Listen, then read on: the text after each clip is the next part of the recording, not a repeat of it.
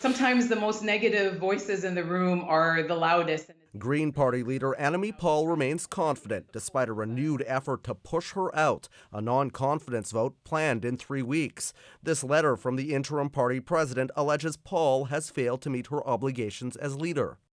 We do not take this matter or the decision to hold this vote lightly. The Green Party deserves strong, thoughtful, and action-oriented leadership.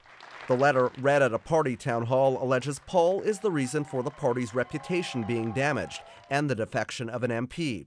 CBC News has learned over a dozen party staff are being laid off. It's disastrous for them. I mean, it basically tells the voting public they're not ready for prime time, which is a huge issue. They elected the first female Black Jewish leader of their party.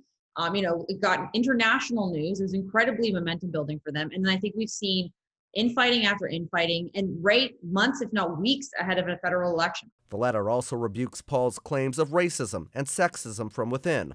The leader of the Quebec Greens says Paul needs to step aside now, adding the federal turmoil is hurting provincial parties. I think that the responsibility for that rests solely on the shoulders of Annamie Paul.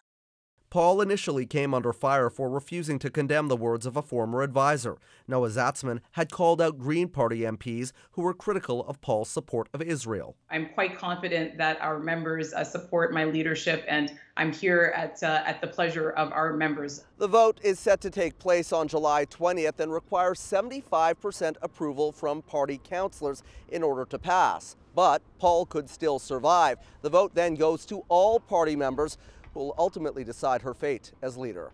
Travis Stanrash, CBC News, Ottawa.